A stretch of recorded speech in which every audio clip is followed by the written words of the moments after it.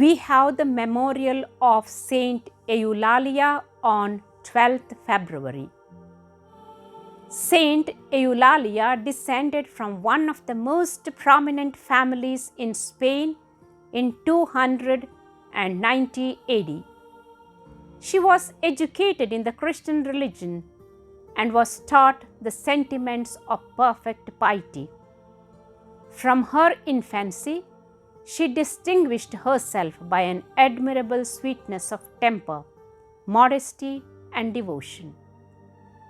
She showed a great love of the holy state of virginity, and by her seriousness and her contempt of dress, ornaments, diversions, and worldly company, she gave early signs of her sincere desire to lead a heavenly life on earth.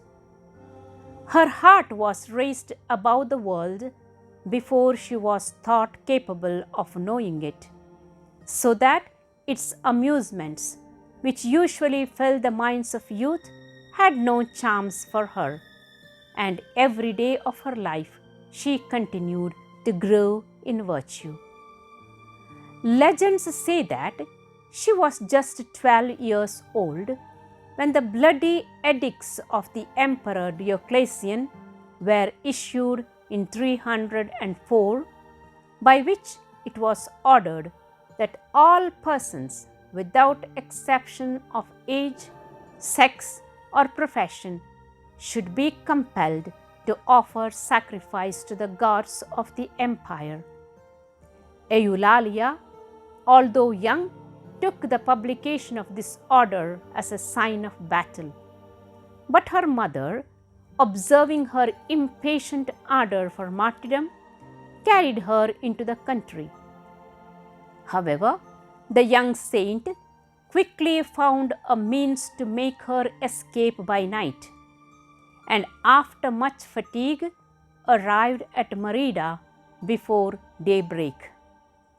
That same morning, as soon as the court convened, she presented herself before the cruel judge, whose name was Dacian, and reproached him with impiety in attempting to destroy souls by compelling them to renounce the only true God.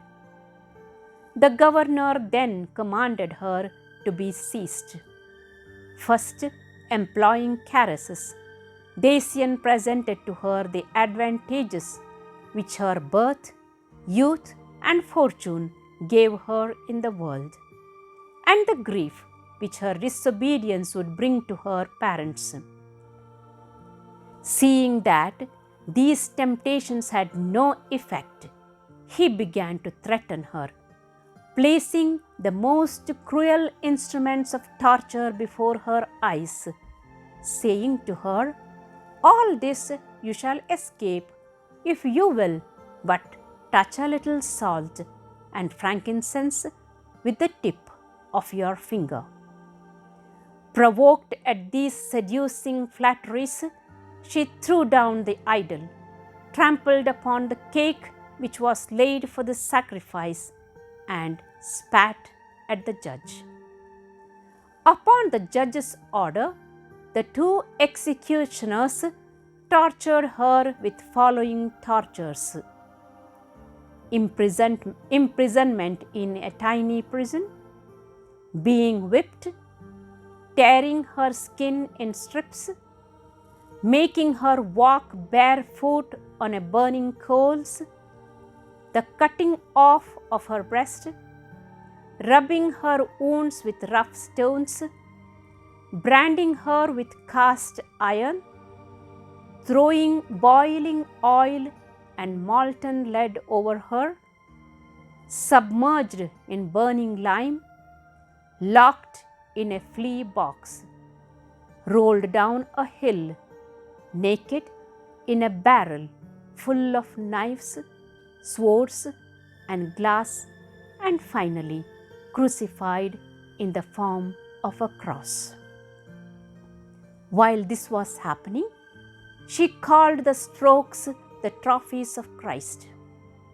In all these tortures, instead of groans, Nothing was heard from her mouth but only thanksgiving.